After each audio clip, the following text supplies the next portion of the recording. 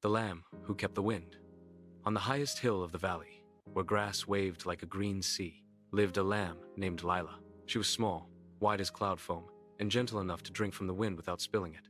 The flock loved her for her quiet ways, but they always nudged her to the middle when storms rolled and soft things belong at the safest point. One evening, winter arrived early. A blue wind blew from the mountains and shook the fence posts till they hummed. The shepherd hurried to count his sheep by lantern light. "Into the fold," he called. "Close together now." Wool pressed against wool. Breath made a little fog of warmth.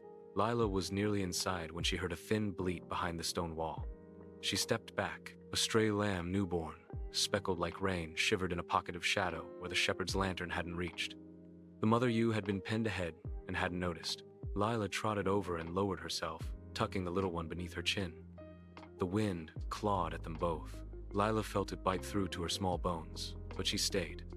She had a warmth worth spending. "Come," she whispered to the lamb. "Borrow my coat." She stood like that, still as a hill, until the lantern glow returned.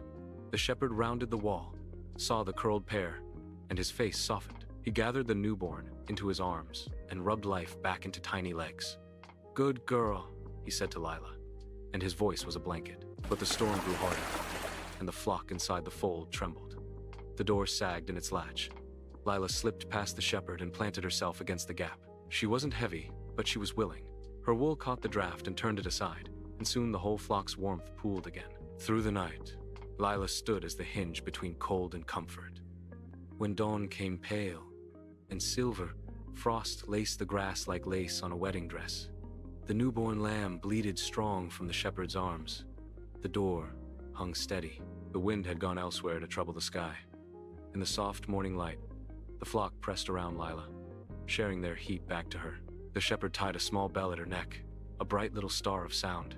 From then on, when storms threatened, he'd say, "Find Lila," and the sheep would gather, not because she was the largest, but because kindness had taught her how to hold a space against the weather. Moral: innocence is not weakness. True kindness is warmth you're willing to share.